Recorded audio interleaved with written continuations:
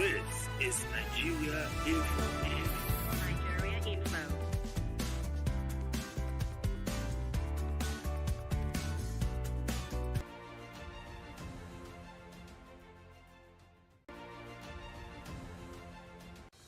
Hello, my name is Kimberly Nwachukwu. I'm the host of Hard Facts, and I bring you the biggest stories driving conversation every weekday here on 95.1 Nigeria Info Hard Fact Show. I love to get your opinion and conjectures, but the facts you cannot dispute here on Hard Facts. Join me and let's talk. This is Nigeria Info. This is Nigeria Info. As much as you can, and if you can't, always ensure that you have an umbrella or just a shade or something, okay? Or you'll have to wear sunscreen if you have to walk under the sun. Did you have a good time listening to Femi and the Morning Crossfire? And of course, Debbie on the sunny side. Well, I'm here to ensure that you enjoy the rest of your day up until it is 7 p.m. So ensure that you stick with me as well. We'll start off with the Roundtable. Go through the three big stories making the rounds. Of course, get your thoughts, opinions, and what you think could be done differently. At 4:30, we'll have a guest from the Nigeria Health Watch talk about health in Nigeria and what we should look forward to in 2023. So ensure that you stay tuned for that one. Let's get into it right now. Dr. Majid is here. My name is Itodo, and don't forget that you can watch live right now. We are live on YouTube and Facebook. So ensure that you follow at Nigeria Info Abuja. Okay? And you can also click the little bell on YouTube so you get notified anytime we are live and you don't get to miss out on what is happening here, as well as being able to contribute, because I'll be reading your thoughts on YouTube as well as Facebook while it is being streamed live. So do want to join the conversation right there, right now. Good afternoon, Dr. Majid. Wow, good afternoon, Itodo. It's always good to see you. And you're wearing black today, so we're twinning. Oh my God. Yes, sir. How's your day been so far? Very fine. Your yeah. week in general? Good? Well, fine, but we are grappling with petrol scarcity and so. I was going to ask you how you are handling the drama. I know I'm buying black market. I'm buying from the black market at 350 between 350 and 400 naira per liter. Because this scarcity is like one of the worst scarcities we've seen. Do you trust the time. black market so much as to not be worried about adulterated fuel? Because that could be, that could be terrible. That's part of the hazards of fresh scarcity because we have no option. In fact, today was the first time I saw cars queuing up to buy from black marketers. Queuing up, particularly. Cars queued up to buy from... Today. Now, it was that, it's that bad. Normally Nigerians would endure the long queues at the petrol stations to get petrol. But because most petrol stations are not selling, they're not selling. I have to move, and so people have to queue at black market spots to purchase petrol. I mean, it was that bad today. Usually they'll be the ones to scramble for customers.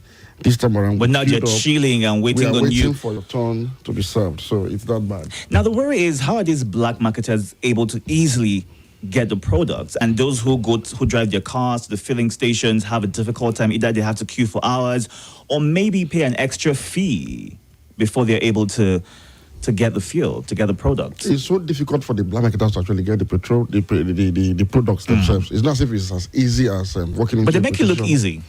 If you interact with them, they will tell you that, look, they go sometimes to very far-flung places where they buy at exorbitant rates themselves under very difficult conditions and then ferry them to the city center to actually sell. So it's a very difficult job for them too. It's not as if it's easy. It's not easy at all.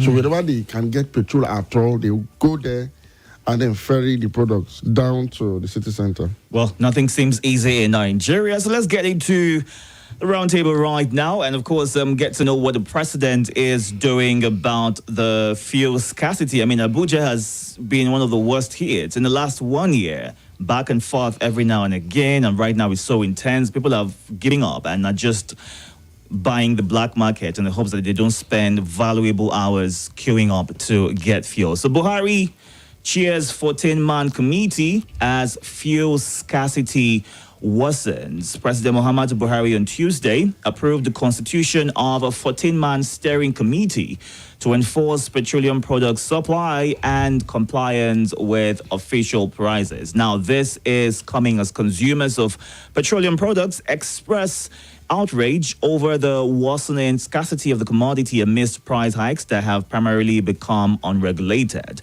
Now, while some actors in the petroleum sector lauded the setting up of the committee, others say the president and his lieutenants were racing against time. Now, in a statement yesterday, Buhari, who has been the Minister of Petroleum since 2015 when he unveiled his cabinet, will personally chair the steering committee, while the Minister of State for Petroleum Resources, Chief Timiperi Silva, is the alternate chairman. Now, other members are listed there as well. We've got the DG of the DSS, the Comptroller General of the NCS, the chairman of the EFCC, the Commandant General of the NSCDC, amongst others. People have been asking, where are the other stakeholders that would ensure that this committee, if it is even necessary, is able to handle what Nigerians are currently going through? And is this just to save face or to actually address the petroleum scarcity and, of course, the prices of the products across board? Because it's not even. Different petrol stations are selling at different prices. Last week, there was an increase.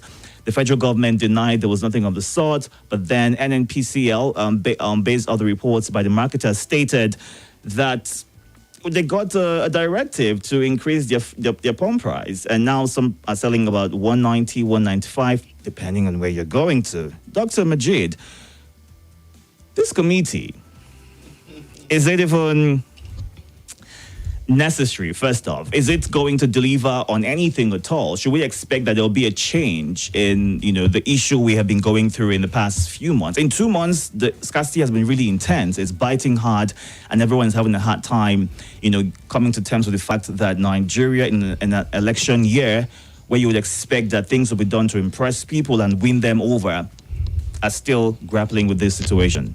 I'll be surprised if this committee can actually solve the problem of fuel scarcity. Because we don't set up committees to solve problems associated with energy. The president has been the Minister of Petroleum for as long as I can remember, in fact, since 2015. And this is the 8th year with him and the head of that ministry. And if you look at the terms of reference for the committee, you will realize that these are simple issues of enforcement of law and order, including border security, for example, against smuggling, enforcement of government processes, and enforcement of rules and regulations. And these are things that ordinarily should be the daily functions of any serious government. You don't need to set up a committee, for example, to prevent smuggling of products across the border. You don't need to set up a committee to monitor consumption rates. The NNPC and other related agencies that are relevant to the oil and gas industry ordinarily are supposed to keep track of all of these issues. And so what I think is that the government is truly buying time, trying to do something to just save face while they manage the situation and then hand over to the next administration and just, abscond to some safety, to some places of safety. Otherwise, there's nothing that the committee will do now that it shouldn't have done since 2015. For example, why are we having fuel scarcity in the first place? And why have we been having fuel scarcity even in previous years? It's simple. We don't have enough refining capacity or capabilities as an oil-producing country, so we have to rely on importation. And because energy prices must somehow be regulated in order not to get out of the roof and injure people's individual and collective economies by way of inflation. And so government now needed to intervene through subsidizing products so that people can get it at certain, affordable rates. Again, because energy security has two components. Petroleum is an energy product. And for you to claim to be self-sufficient or secured energy-wise, for you to attain energy security, it means energy products like electricity, like PMS, like diesel, like cooking gas, will have to be available at affordable prices. So affordability is always determined by the purchasing power of citizens of a particular country. So governments understand this dynamics, and so they intervene from time to time to make sure that while products are available, they are also affordable. That's why you cannot rule out completely government subsidies on energy anywhere in the world. So the problem here is not subsidy as a concept. What we have is a complete mess of both the subsidy regime and the management of our oil and gas industry. And one would have expected that our president, rather than appointing himself as petroleum minister in 2015, should have looked for the best Nigerian anywhere he's available, from wherever part of the country he comes from, to man the petroleum ministry, as well as other ministries, departments, and agencies, considering the fact that the president actually defeated an incumbent to come to power. And I was part of the movement that brought in Buhari as president. And I'll tell you something today. Not one naira was paid to anybody to vote for Mr. President in 2015. He got free votes. He got massive support because Nigerians decided, majority of Nigerians decided that. A retired general who has a reputation for incorruptibility, who was also a petroleum minister and was a state governor, who had also managed an intervention project like the PTF, Petroleum Trust Fund, with some remarkable achievements in infrastructural development across the country. Yeah. Such a person was best suitable to meet Nigeria's leadership need in 2015. For a country that was challenged by corruption and insecurity, it was believed that such a man possessed the prerequisites, the leadership qualities that we are required at that time to fix these problems. And so the Nigerians voted for him overwhelmingly. Such a president ordinarily shouldn't have been encumbered by any other factor that would militate against his delivery on Now, good governance. one would have thought that based off his previous experience, as soon as he Exactly. came in, he would have hit the ground running Like this and held on committee to setting up now things. should have been set up from the first day he became president, for example, to fashion out a new way to prevent and resolve some of the problems that are associated with the oil and gas industry. For 8 years, we didn't see that happen. He made himself the petroleum minister, even when clearly he's not been able to deliver on that. So the first thing the president should be doing, rather than setting up a committee, is to fire himself as petroleum minister. First thing first. Do you think, I mean, you're saying fire himself, but firing himself would come off as, to Nigerians or some people, as him not being able to handle the job or deliver on the job? It's called integrity. When you can no longer deliver on public service, the best thing to do. But that's not something that's common in Nigeria. I mean, if you can't deliver, you want to be there until the very end, And that until is maybe why- your tenure that is why- elapses. That's why we're in the condition we find ourselves today. Nigeria is on the brink of state collapse. And any more mismanagement of our affairs, of our resources, of our national security, of our diversity might spell doom, irredeemable doom for this country. And so we must begin to set the agenda for leadership. If you can't deliver at any point in time, please take a bow and go. His integrity, his dignity, his honor. Ordinarily, for a man that is reputed to be a man of integrity, ordinarily this should have been one of the instances where he would have displayed such integrity. We're not saying resign as president, we're saying resign as petroleum minister. Appoint the best hand. We have Nigerians all over the world working in every oil and gas industry in some of the major hubs. From the Middle East to North America to Southeast Asia to Western Europe, you have Nigerians blazing the trail in all of those areas. We can get one of them. In fact, there are even Nigerians within the system here that have the capabilities, the capacity, the know-how, the competence, and the integrity to drive the reforms that are needed in the oil and gas industry. So we need to have a new petroleum minister, if at all he wants this problem resolved. And also he needs to look at the NNPC. Look, it's not enough to sign the PIA into law and transform an NNPC from corporation to a limited liability company. Why should people stay on their jobs when they have failed in their duties this much? I mean, it's something that I still don't understand the reason why people are still keeping their jobs if they have failed this far. And so we need to interrogate the basic things. Do you have the best hands managing your oil and gas industry as we speak? I do not think so. Why are sanctions not being applied to those that are not actually meeting up to the expectations of their KPIs, if there are any anyway, in this sector? Look, I've been following SABC, the South African State-Owned Broadcasting Corporation, in a couple of days now. South Africa is having a serious, well, by their own standard, a serious Crisis. power crisis. And so ESCOM, the state-owned power company, has been shedding, loads. And it's something that's experienced for the first time. So it's like a national emergency. So if you tune to SABC now, there is a permanent caption on your screen that talks about the power emergency situation in South Africa. And so it's like They are giving you updates every single minute. President Cyril Ramaphosa was actually in Davos attending the World Economic Forum meeting when the situation became worsened. He had to cut short his trip, return home, and address the country accordingly about the effort he is making towards solving the problem. And I observed something, there's a unanimity of opinion in South Africa that one of the major issues that has caused the problem in the power sector of South Africa is corruption in public sector. And that the ANC has largely derailed from the standard that they inherited from the apartheid regime. And so the Democratic Alternative of South Africa, a political party that is made up of whites, blacks, and all shades of people in South Africa, have filed a case before the Supreme Court of South Africa to say, look, nepotism, cronyism, influence peddling in appointment in public sector has to be criminalized at this point because the ANC has bastardized public sector services delivery by its over-politicization of appointments into public sector key offices, and that only competence should be the yardstick to appoint anybody into the public sector service.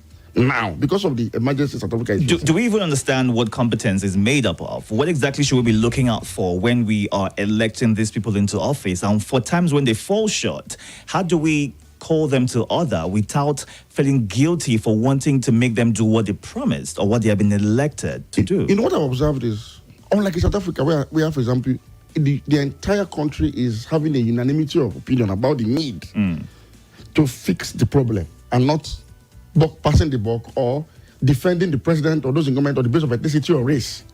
In the case of Nigeria, for example, once somebody is elected and you try to call the person to order, elements from his own section of the country, either his ethnic group or religious group or political party, suddenly become defensive and form a gang. Dr. Majid, we need to go on a quick break right now. I'd have you hold on that thought. When we come back, we'll complete on that. You can join the conversation right now. We are live on YouTube and Facebook at Nigeria Info Abuja. So ensure that you drop your thoughts and comments right there. Stay tuned. This is...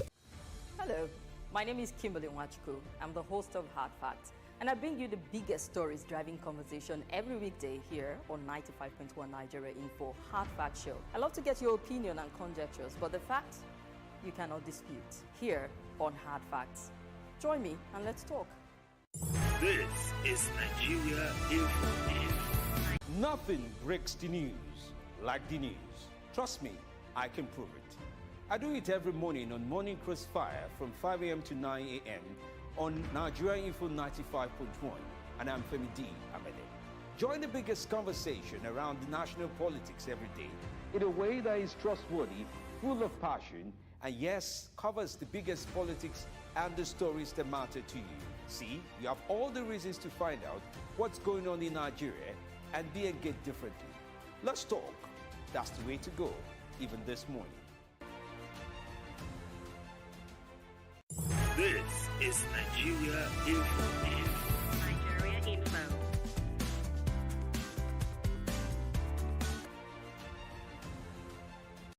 This is Nigeria Info.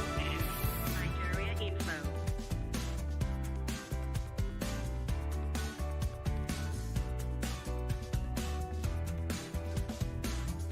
This is Nigeria Info.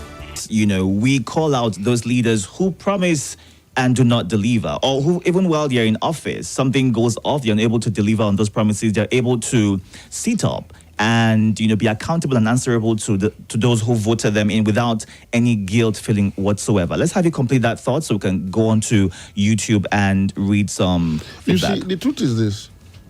My experience so far is that a lot of Nigerians have this tendency to form a brigade of guard of some sort to defend public officers, elected political leaders who have their own ethnic stock or religious divide. Whenever you try to call them to order and say, why not deliver on your promise of good governance or your mandate? Because beyond your promise, there's a constitutional mandate. You know, most of us, either the Quran as a Muslim or the Bible as a Christian, to uphold the Constitution.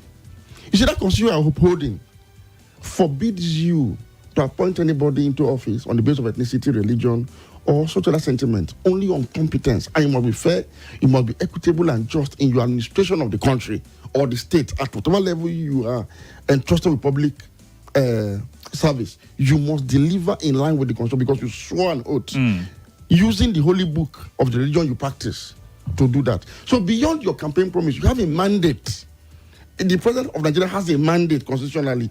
When you cannot discharge and people are calling to order, you should take criticism as a form of open advice. That is, when they say you are not doing right, take it as an open advice to do the right thing. In the last 8 years, we have been calling out the president on his pattern of appointments. I say, look, they are too nepotistic, they are too skewed. They are characterized by corruption. And what is corruption? People don't know this. Elements of corruption include, but are not limited to, nepotism, cronyism, influence peddling, favoritism, all on the basis of ethnicity, religion, or partisan affiliation. These are the elements of corruption. These are the building blocks of corruption. These are the things that create an avenue, very wide one at that, for economic and financial crimes, otherwise known as stealing. So before anybody can steal money from government, corrupt practices must first take place. And we are saying, in case you do not know, sir, some of your appointments, some of your, some of the things you do, some of your policies and programs suggest some of these elements that approximate to corruption. So it will definitely hinder you, Mr. President, from delivering on your mandate of securing the country, providing welfare for Nigerians, and fighting corruption, because it's actually promoting corruption. It is promoting violence, insecurity, and it is promoting poverty, because by the time you steal government money, because the avenue was created for you to do so, you have disenfranchised a lot of people financially as well. But a group of people decided that those of us that are criticizing the president are haters. They called us whalers. They brand new opposition elements. So to them, they have placed loyalty to the president and his party way above loyalty to the nation. And I'm saying a democracy like South Africa has shown how citizens, irrespective of party affiliation, usually come together to hold government accountable in one way or the other. To the extent that the state-owned broadcasting corporation is putting the government on an edge about energy crisis in South Africa, constantly revealing the issues and making sure they give voice. So that puts them on their toes to ensure that they get because things to the whole work. country is not tolerating load shed that we have been used to in Nigeria. Now, our president has set up a committee. He's the chairman of that committee with the Minister of State for Petroleum as co-chairman. Our president is in Senegal as we speak, attending an event that I do not consider as important as sitting at home to chair this World Council have set up to tackle Nigeria's energy crisis. So whereas President Cyril Ramaphosa returned from Davos, World Economic Forum is something that I consider much more important than any summit that is taking place in Senegal. Now, this committee has not even been inaugurated yet based off that trip to Senegal. And I'm saying it's in Senegal when we cannot buy petrol across the country at this time. Our president is out of the country. So you're not even showing leadership as a president in times of crisis. And for 4 years, how was it that we were not able to fix one refinery? Part of the terms of reference of this committee now is to monitor the rehabilitation what's going on in the refineries. Is it now that it is remaining just 3 or 4 months to your leaving office? They are now set up a committee to monitor the rehabilitation of NNPC-owned refineries. What have you been doing since 2015? If we had our 4 refineries up and doing and working, and we have been able to build more to expand the capacity to refine locally, I am sure we will not be having this perennial first case that has become like a monthly menstrual cycle, because 2 days it disappears and the next few days it's back. So there's something we need to interrogate here. But in any case, we need to be patient as Nigerians at this time, because I do not think this committee... Now, we know Nigerians are very optimistic, so it'll be safe to say let's give this committee a chance to cause a change, if that's even possible. But for the next administration coming into place, whoever it is, what can they do to ensure that they utilize what is in the PIA, that is the Petroleum Industry Act, wherein all of those, policies are put in place to ensure that Nigerians, are not stuck where they are right now. We move on, because we can only hope and pray, but things need to be done. We need to be proactive in causing a change. So how can the next person who is put in charge able to take advantage of the PIA? The PIA was not, well, let's say deputies were the PIA or an absence of a PIA was not really the fundamental problem in the oil and gas industry. Okay. Before you begin to talk about laws, you have to put in place structures that can actually implement these laws effectively. And that's why the PIA has not been implementable in Nigeria, as we speak. And since the PIA has been signed, NNP has become a limited liability company. That is when NNP actually stopped remitting into the Federation account. How has the PIA been able to prevent oil theft in Nigeria Delta?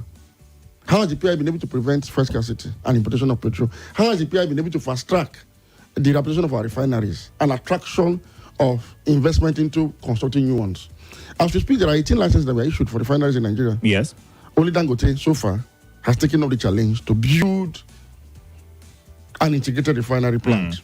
The remaining 17, we don't know where they are. Save for a few, how do you call them?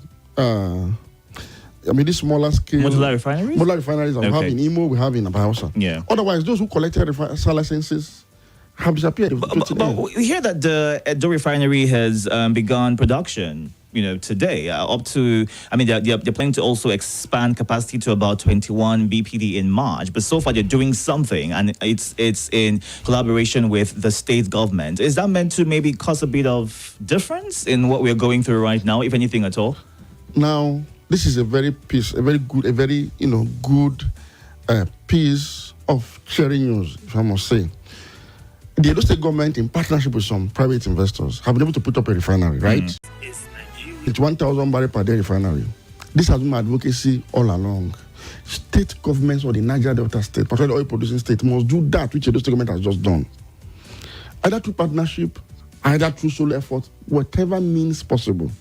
We need to see the state governments in oil producing states setting up refineries of this nature, either modular refineries or high capacity integrated petrochemical plants, in order to convert the huge hydrocarbon deposits in their states into finished products.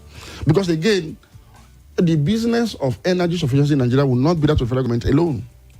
And so this is a very good development. But this is coming almost 8 years into the current administration. So we want to see more state governments taking up the challenge and doing that which the state government has just done. We want to see Rivers, for example. We want to see Delta, Akwa Ibom, and other states. Yes. Building refineries. It is important because the federal government alone cannot ensure that. So states need to be proactive in ensuring that everyone works together to handle very well. the situation. Every state in that can actually come up with one or two modular refineries. It will reduce the pressure on foreign exchange for importation of petroleum products. However, the federal government needs to work closely with state government because, of course, the oil fields are controlled by the federal government. There are administrative procedures that are required to enable states to be able to undertake this process of setting up refineries. So the federal government must take the lead, while the states must follow eagerly. And there's one thing I can commend Mr. President for, President Buhari, even though one of his fiercest critics. But there's one thing I can commend him for. One thing. And I'll commend him for that more when he leaves office. He's one of Nigeria's most supportive presidents to state governments in Nigeria's history. Okay. He's done so much for the state government. But are the state governments taking advantage of that support? Absolutely not. They have wasted all. From the bailout he's giving them, from budget support he's giving them, from even the refunds, the Paris Club refund is giving them, and even what he's done for Niger Delta states, agreeing that there were reductions from 30% derivation in the past, and that there was need to refund these monies. And they have structured this payment in 5 years, and has released a huge chunk of money to these states. We have not seen state governments taking advantage of this cooperative attitude, this cooperative stand of Mr. President to develop their local economy. We've not seen it. What we have seen is wasting those opportunities on political activities. Everybody's trying to grab power. If you're not trying to get yourself re-elected, you're trying to install a stooge as a successor. That's what we've seen. So in about us, we blame the president on so many other aspects of his leadership failure. On this one, he has scored excellently well. You know why? In a federation like Nigeria, where there is this complaint of overcentralization of power, a lot of power can be devolved to the state through administrative processes that does not require constitutional amendments. It simply requires the federal government to concede certain areas of their own privileges or responsibilities to the state seamlessly. Because the person that would have taken the state to court, for example, for encroaching upon federal responsibilities would have been the federal government. So they are now, in this instance, giving them willingly through administrative processes that do not conflict with the law to the state. He's done so well in this regard. There is hardly any request any state takes to the president, any request that he turns down, irrespective of political party affiliation. Well, let's go on and check out a bit of messages on our live right now. Remember, you can watch live on Nigeria Info Abuja, Facebook and YouTube. Do also subscribe and also click on the bell to get updates when we are live. Now, this one is from, so Joseph Marcus, we see a message. Areva, Mahmoud Mohammed, Mbede Emmanuel, Timothy, Ezekiel, and Bello Emmanuel. Good luck, all on our YouTube live right now. So Mahmoud Mohammed says, what is happening in this fuel scarcity is political. What is happening in the new Naira notes is also political. Therefore, Nigerians are hurting Nigerians, not the Western or Arab world. Blame Nigerians, please. Okay. It's nice to be here again. I cannot wait to hear Dr. Majid's views, as his views are... Okay, as his views are always give me joy and hope that Nigeria shall get better. Good afternoon to you, Oreva. And Aliyu thinks that the government has failed in all ramifications. No pass mark at all, Aliyu? Nothing at all that stands out for you? Okay, and... All right, Pef G, we see your message right there. Always looking forward to Wednesdays. Majid is the real deal. That's for you, Dr. Majid. Okay, let's see what's happening on Facebook at this time. Fabulous, Dr. Majid. Nigeria isn't the government's priority, but that's why they're there. So what else do you think is their priority but Nigeria and Nigerians? Jiro Bako.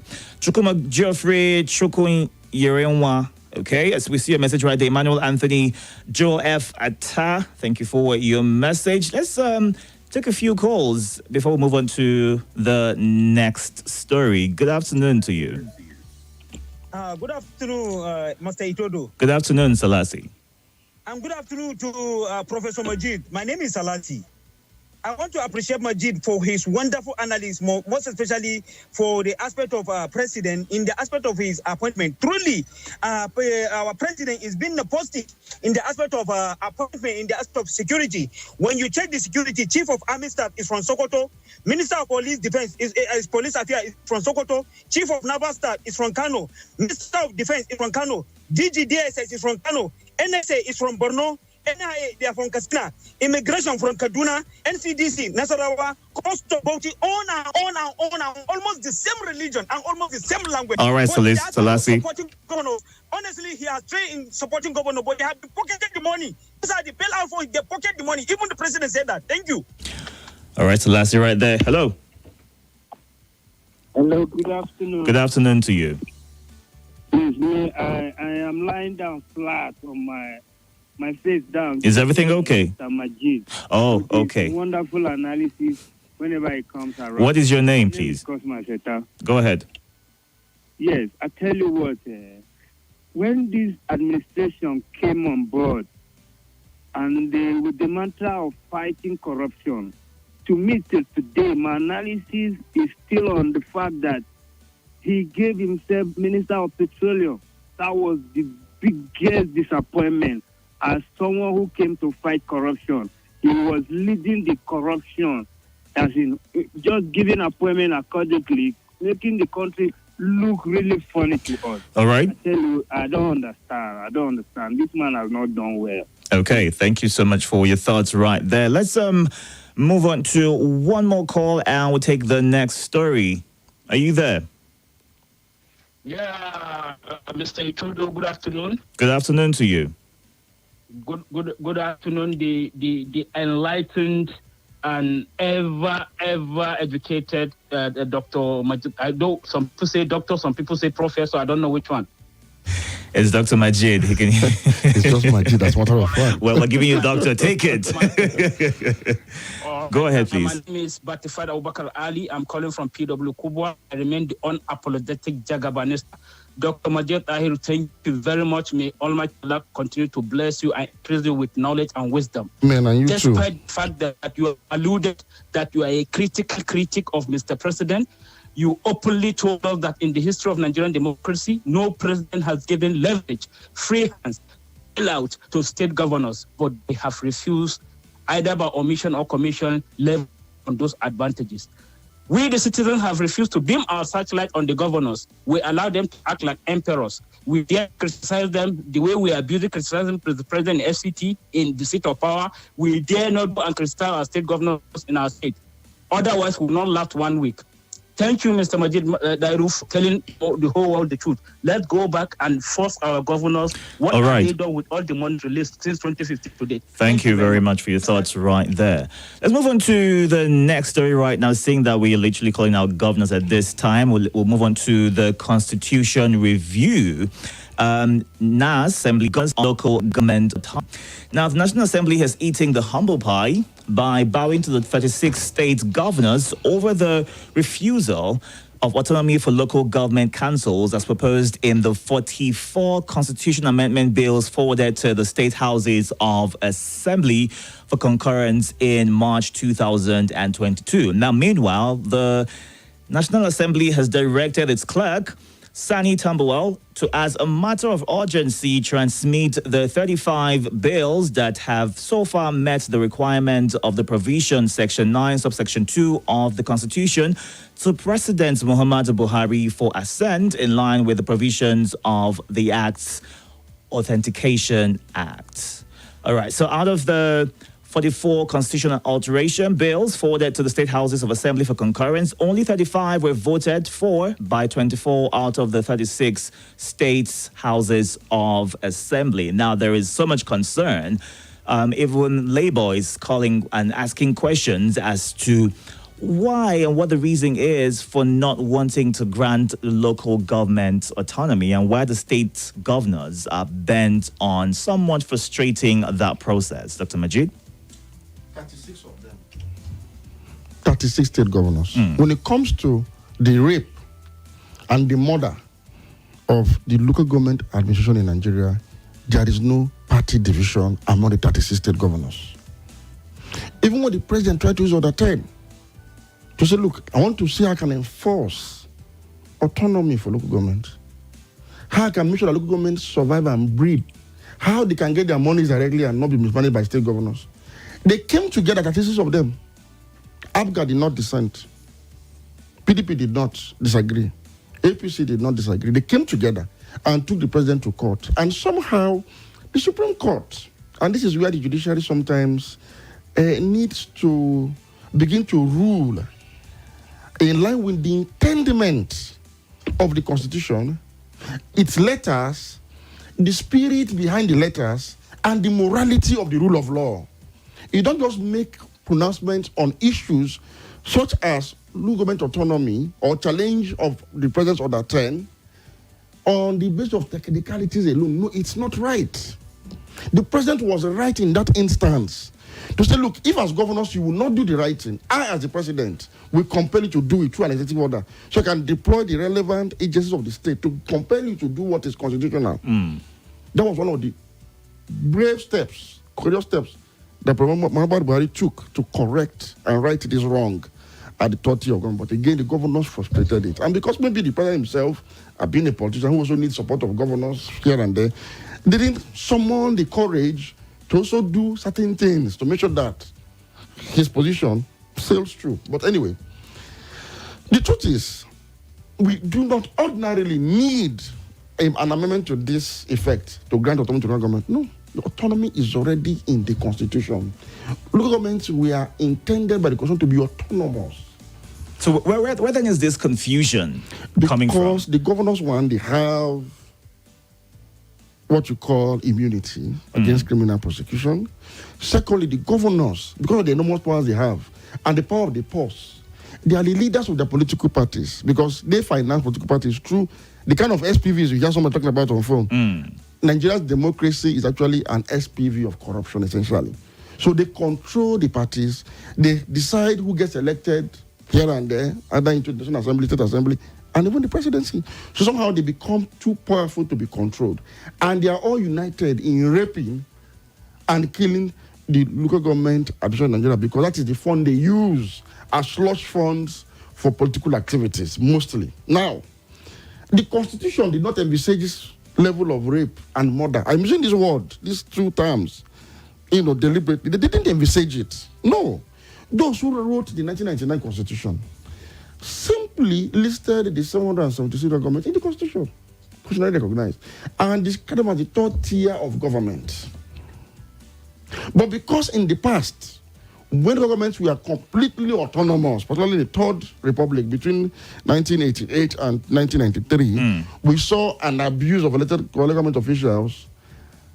And so to correct that, there was, they need to put them under some level of guide by state government. Not interference, not intervention, but in case anybody wants to go out of line, there are mechanisms to check such local government council administration.